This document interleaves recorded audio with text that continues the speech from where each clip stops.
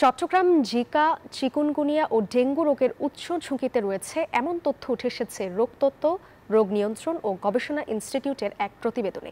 চিকিৎসকরা বলছেন, ভাইরাসজনিত এসব রোগের লক্ষণ প্রায় কাছাকাছি, সেজন্য সুনির্দিষ্ট করে আলাদা করা কঠিন।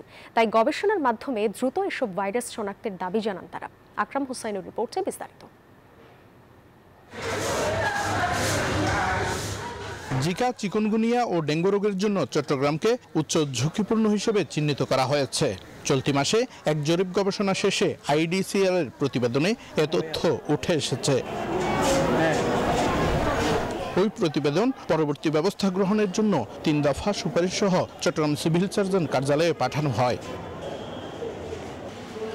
চিকিৎসকরা বলছেন, রোগীরা রোগের যে লক্ষণগুলো নিয়ে আসছেন সেগুলো বাবু ভাইরাস B19 বা রুবেলা সহ অন্যান্য ভাইরাসও হতে পারে, যেগুলো নিয়ে আরও গবেষণার প্রয়োজন আছে। এগুলো অন্য ভাইরাসও হতে পারে, যেটা নিয়ে আমাদের আরও বেশি গবেষণা প্রয়োজন আছে আমি মনে করি। আমাদের আর দুইটা এই জ্বরগুলি দেখা যায় কি 3 দিন জ্বর থাকে, 3 দিনের মাথায় জ্বর ভালো হয়ে যায়, তারপরে শরীরে র্যাশ দেখা দেয় এবং ব্যথাটা প্রচণ্ড রকম থাকে 4 থেকে 6 সপ্তাহ পর্যন্ত।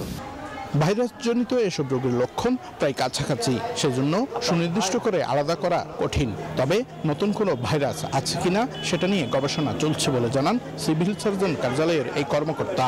স্পেসিফিক নতুন কোনো ভাইরাস আছে কিনা সেটারই গবেষণা চলছে, কিন্তু এমনিতেই তো যে কোনো সিজন চেঞ্জের সময় আমরা দেখি যে ফ্লু ভাইরাসগুলি এগুলি বেশ ছড়িয়ে পড়ে।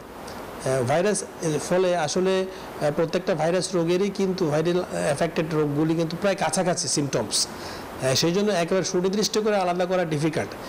12 থেকে 18 জুলাই পর্যন্ত IDCR এর রোগতত্ত্ববিদ ডাক্তার মোহাম্মদ ওমর কাইয়ুমের তত্ত্বাবধানে এই গবেষণা হয়। গবেষকরা চট্টগ্রাম সিটি কর্পোরেশনের 9, 13, 15, 26 ও 27 নম্বর ওয়ার্ডের বিভিন্ন স্থানে এই কার্যক্রম চালান। আকরাম হোসাইন, নিউজ 24, চট্টগ্রাম।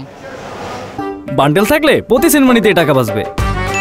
বিকাশ সেনমানি বান্ডেল কিনে জিতুন প্রতি লেনদেনে।